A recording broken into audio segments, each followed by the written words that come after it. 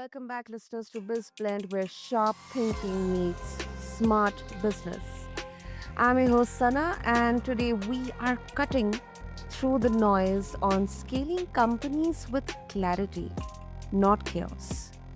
And listeners, my guest is a powerhouse in organizational design with deep experience guiding CEOs, operators, and even professional sports teams. He has built the Square Management System, which is a framework that helps leaders align their teams without falling into the trap of micromanagement.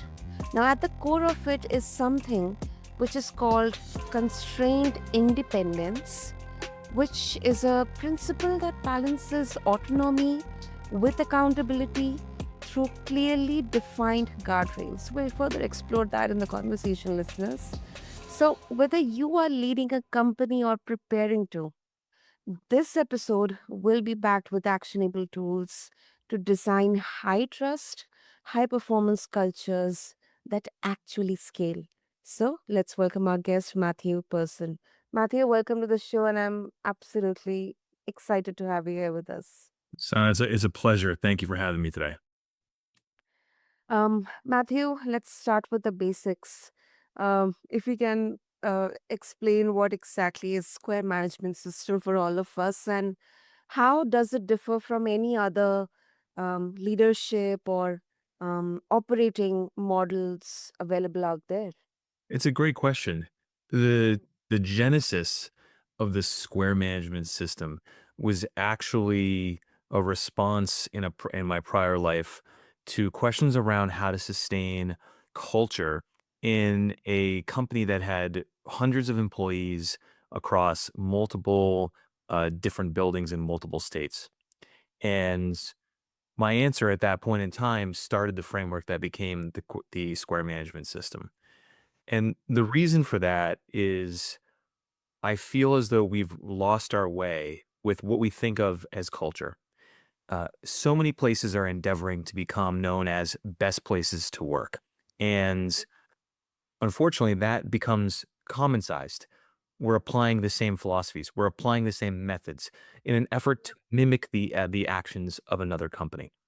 But when it comes to how you successfully institute culture at your company and with your employees, you have to remember the employees. And we've lost that in our view of what culture is, the insights, the impact of that employee. Correspondingly, employees need to feel as though their needs are taken care of. How do you do that when you have 40 employees, 400 employees, 4,000 employees? They're all unique. And so this system is set up to provide employees with a degree of what I call constrained independence. Constrained independence is effectively a square, and hence the name, the Square Management System. And it can be intentionally designed. It can be constructed by executives to frame the type of resulting culture that stems from the process and procedures that make up the borders of that square. That square can be very constrained, and by that I mean the actions and the thoughts and the independence of the employee can be very tight and limited, or that square can be very big, broad, and allow for a lot of employee autonomy. For good culture to result, both the employee's views of ways of doing and the company's ways of doing have to match. A person who enjoys tight constraint, who wants to be more of an executor, is not going to survive in an environment that's very broad, where they're dependent upon to maybe make their own decisions. And when you have a mismatch in the square where you don't have alignment between the employee and the organization, that's when bad culture results. And so the book that I've written called The Culture of Alignment, which is pending publication, further details how an executive can leverage each side of the square to create the desired level of constrained independence for their employees. And that can be known, it can be communicated, and it can be discussed so that you align your employees to the type of operating procedures that we both enjoy having as executives or as an employee. And that's how good culture results. And so I'm happy to dig further into each side of the square, but I want to stop there and see if that makes sense. Yeah, that absolutely makes sense. And Um, when you mention about the reason, best places to work, I think yes, we are trying to follow the same framework, trying to tick the same check boxes, irrespective of our the industry the company is in, or maybe the strength the company has, whether it's 40, 400, or 4,000, the type of leadership. So it's different. So it is very kind of, to some extent, impossible to actually clearly define at an overall level. So I think this system definitely uh, becomes relevant in that context. It does. I think the biggest problem executives have, and I had when I was a younger professional working through managing businesses, was how do you actually organize a company the right way to make it uh, so that you have a uniform policy that can make sure that we've communicated these things, that every employee understands that we're hiring the right employees that map to how we want to operate.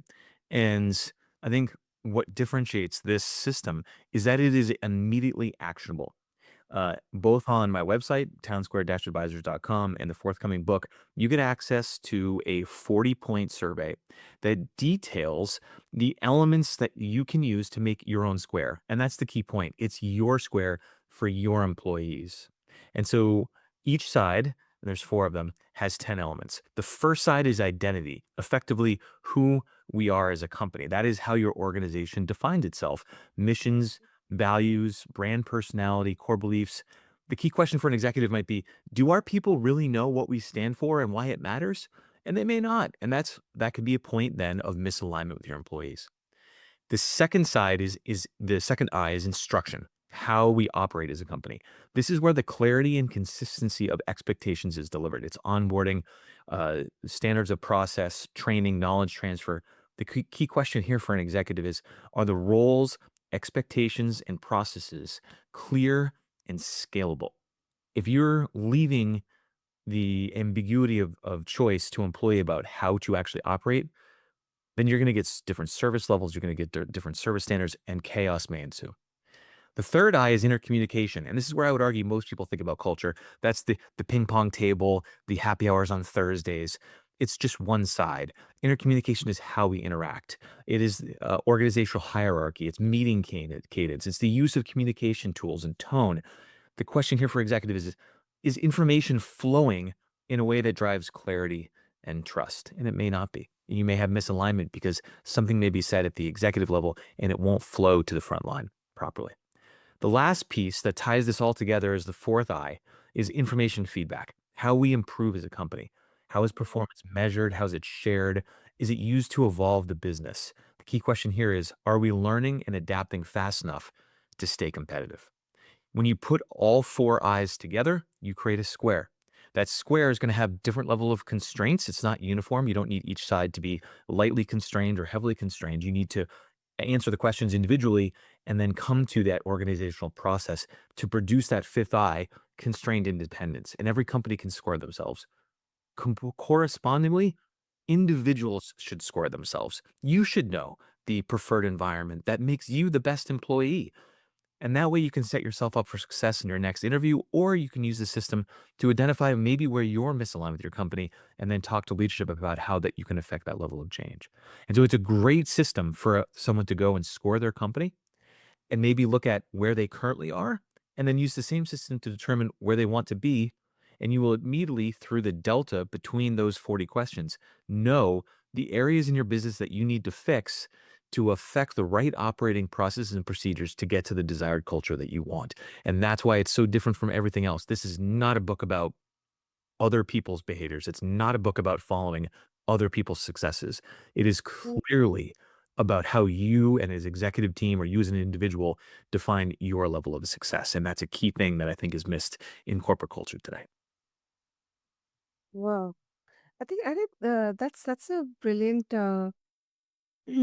and that's such a great application here, not only at the organizational level, but at an individual level as well, whether you are a part of the company or not. I mean, even if you're going for interviews and all, this system can be applied. So That's really such a useful way to look at this.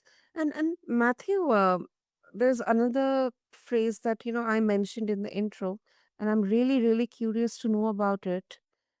Constrained independence. I mean, it's such an intriguing phase. When I first read it out loud. So, if you can once again explain that for all of us, and how can leaders apply this without um, maybe falling into that trap of either chaos or control? Sure, it's really a unique um, term that I've coined to describe the effectively constrained independence is the known and communicated degree of autonomy an employee has in their specific working environment. Because in a unconstrained world, an employee would be able to action to the full degree all of their thoughts and desires. In order to maintain a service and product quality standard, companies have to constrain that independence in some form. Otherwise, everyone will be bouncing off each other and miscommunicating, and there won't be enough uniformity to affect a scalable enterprise. So that's why processes and procedures exist in the first place. But a lot of companies don't put the full square together as I just detailed, and they have incomplete squares, or they have mini squares by department, more commonly known as fiefdom. And so what happens is we get organizational misalignment. Correspondingly, employees have differing levels of what that constrained level of attendance is. And that constraint, some people want a very broad or lightly constrained environment where they can action and innovate and be on their own and be trusted to go do what they want. And other people don't like that. Other people want to have a very tight level of constraint and know exactly where the borders are and have limited wiggle room and they just want to execute. And both of those environments are okay. Actually, in actuality, there is no desired or preferred or optimal level of constrained independence. The only one that matters is the executive team and management leadership, their view of what constrained independence should be for their business, and that the employees who work there also share the same general opinion. That's how you get alignment between employees and companies, and that's how good culture results. If you think about it differently, new employees don't start disgruntled. Moreover, I've never been to an interview, and I doubt any other listener has been to an interview where the hiring manager said, "Hey, this is a bad culture." That just doesn't happen. So how does it go how does disarray happen? How does an employee become disgruntled? Why do almost half of new employees quit in the first 18 months? It's because the known degree of constrained independence at a company was not assessed or vetted properly by the employee or vice versa. And you get misalignment because there are differing levels of expectations. If hiring teams could do better at defining their own view of constrained independence, that's the processes and procedures that define how the ways of doing at a company, and map that in the hiring process to the employees, they'll never have a mismatch. They'll always have the people who are set up to succeed. A very simple example of this would be an employee who wants to be in jeans and a t-shirt on a beanbag on the floor in a hallway with a laptop on their legs doing work that way being asked Mhm. to report to work in an environment where they needed to have a suit and sit in an office by themselves. They're not going to succeed in that environment. It's a very high level example. But if you walk through the management system in all 40 elements, you'll see the different pieces and how they can be manipulated either in a light fashion or in a heavy level of constraint to affect a way of doing, an operating process and procedures that will give you that level of constraint, that desired level of constraint. And each person and company should know what that is for themselves. Hmm. I mean, that is definitely intriguing. And can you give any case study or a story where your model it proved that it was not about this is not about something, because some listeners, they might interpret this as, it's just a rebranded version of, the traditional hierarchies that we see in the corporate environment. So if you can give an example, where it proved that it is not about old school command and control. It's definitely not old school command and control. And the reason for that is I think by definition, old school command and control would be a heavy level of constraint in which there is no autonomy for employees. They follow the direction of the senior staff. That's heavy level of constraint. The autonomy of the employee is limited. But not all companies are like that. By all means, a traditional startup is usually very lightly constrained for an array of reasons, and so you do get businesses that fluctuate heavily between their levels of constraint. And at times in the growth stage, a company like a growth VC-backed company might be lightly constrained at start, and then need to change its level of constraint as it scales in order to maintain the trajectory and ensure that there is some level of rigidity around service and product quality standards and delivery standards that maybe didn't need to exist when it was at a younger stage in its life cycle. So I would argue that command and control is an old way of doing. The way this works, to give you an example, that it can be specific to a function as much as it can be to a company, would be for example, in process where you have multiple stakeholders. What you set up is a box. One process would be, for example, in M&A, in NDAs, there are considerations that are around non-solicit and legal verbiage. Your private equity owner might have a certain view of what those constraints need to be in terms. The HR department may have their view on non-solicit. And of course, the corporate development team might have their view of what needs to get done because that's market. If you work across all three parties to agree on the min and the max thresholds for the major points, and you trust each other to set that box of preference, that square, and each person knows that they can operate within that square, then everyone will know in advance where they can negotiate, what they can agree to, what they can't agree to, how to process it. So you don't actually have to have a discussion every single time when something does come across, you know how to action against it independently. And you're a faster and more efficient group of people because decisions have already been made in advance. And when you do need to communicate, it's because you're interested in going outside the box, which may not be possible, but at least you're only saving time for meetings around negotiating points for the things that fall outside of what we've already agreed is normal. If you take that example and bridge it to an entire company, that's the level of efficiency you get.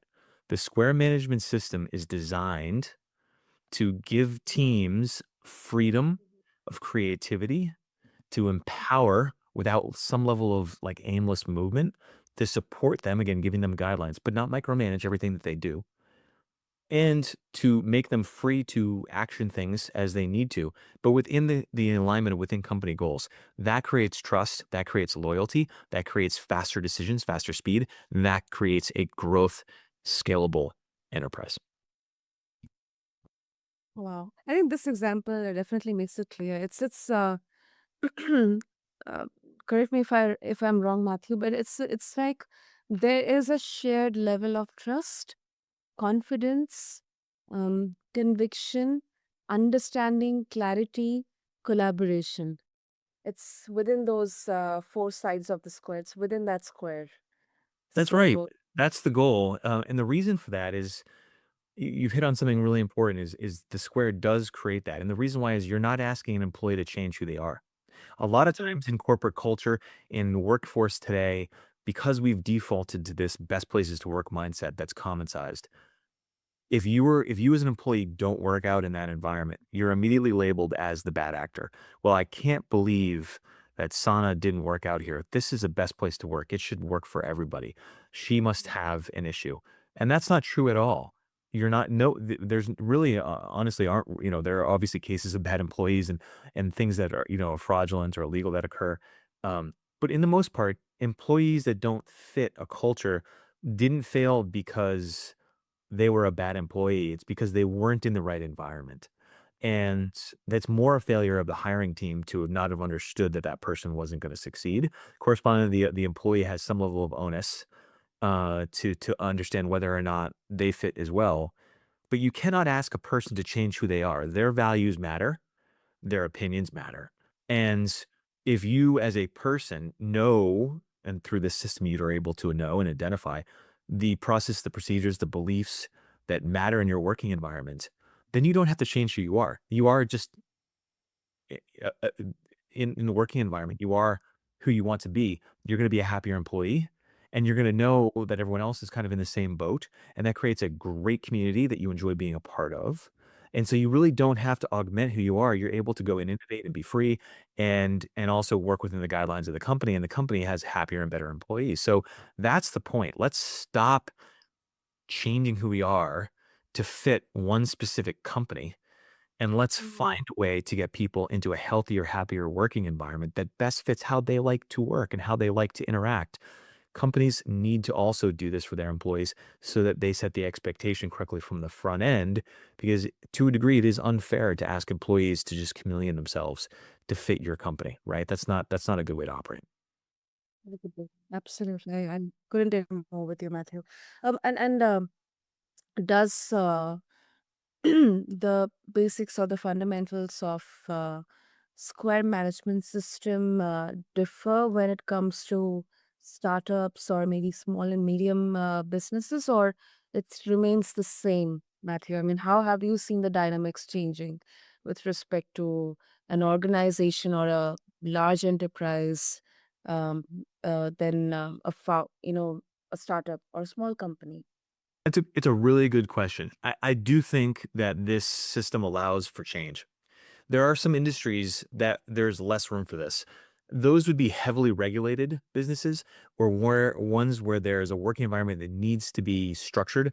Think of manufacturing, where you kind of have to work in a certain parameter to get things done right, or the process will fall apart. Think regulatory or compliance in biopharma or healthcare, where you have to follow standards, or there can be health or impacts to people's lives. That's where you're probably going to be in a more heavily constrained environment for very obvious reasons. When you step outside of those circumstances and you get into just more what we would call traditional business, the level of constraint does vary. It should vary by side.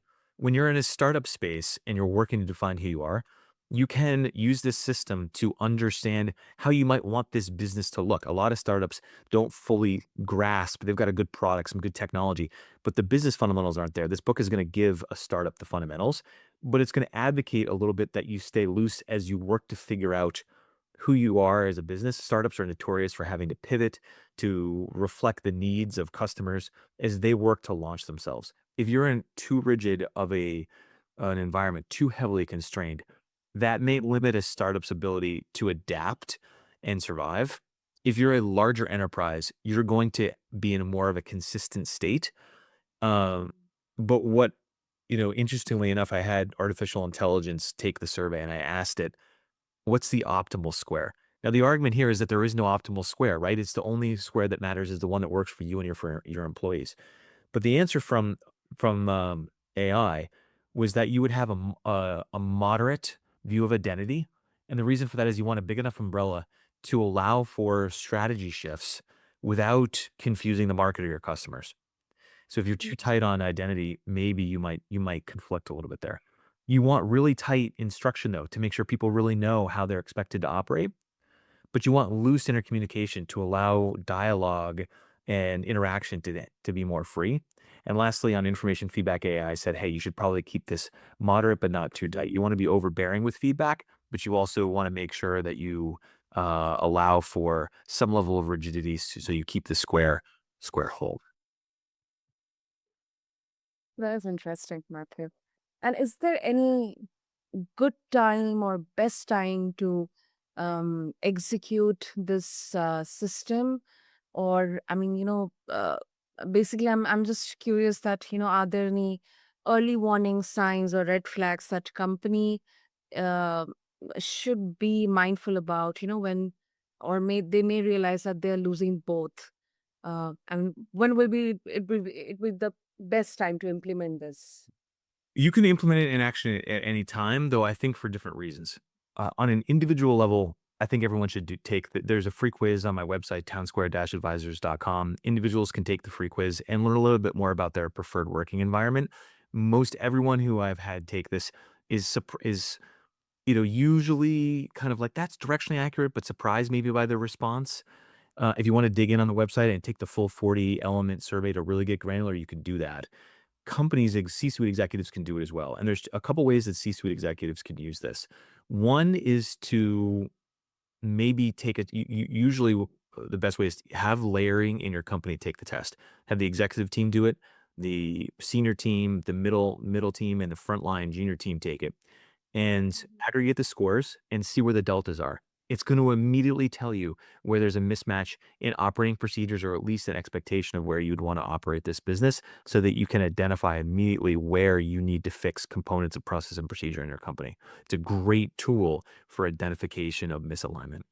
Correspondingly, C-suite executives can use this immediately to maybe better understand how they prefer to operate because not everyone understands all the elements that are included in what I would call a healthy, fully aligned industry, a fully aligned company. And there's 40 elements here that you need to watch and understand. And this book, pending publication, will help you understand how you would choose to lightly constrain mission and heavily constrain mission, or heavily constrain onboarding versus lightly constrain onboarding, and then allow you to pick those pieces so that you can construct the business that you want to operate the right to your preferences. So there's multiple use cases here depending on how you want to leverage the system, but it is designed to be an actionable and immediate tool to go back to your question about why this is different. It is a philosophical approach. You have to believe that alignment and culture, that alignment is culture. And if you believe that, then you'll use this system to create alignment between your employees and your company. Understood. Understood. Great, Matthew. So before we wrap up, once again, if we can share with our listeners what would be the best way to connect with you and explore more about Square Management System, then what would be? I think it's appreciated. Right now, really working on promoting the forthcoming book, The Culture of Alignment, that further details this. You can reserve an advance copy at townsquare-advisors.com. If you want to take the free quiz, there are links there to do that. You can also extend and go forward with the full 40-point survey on the Square management system and really get detailed analytics around your preferred working particularities. All that can be done on townsquare-advisors.com. Wonderful. Well, I'll make sure to have all the links and details in the show notes for our listeners. And Matthew, thank you so much for um, helping us understand, be familiar with the system, the concept, and overall, you know, just showing us that how these these frameworks, they can shift not just how we work, but how we lead, whether it's at an individual level or at a company level. So thank you so much for the wonderful, insightful explanation. It was a pleasure. I really enjoyed the chance to just further talk through this concept, and I hope listeners will take a chance on diving in further and learning more about themselves or how they'd prefer to operate their company. Absolutely.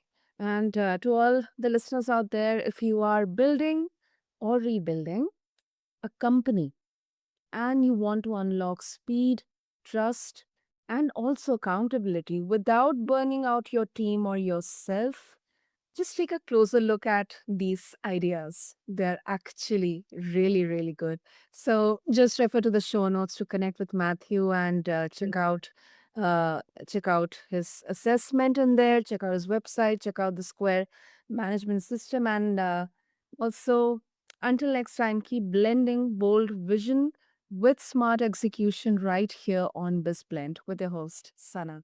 Thank you.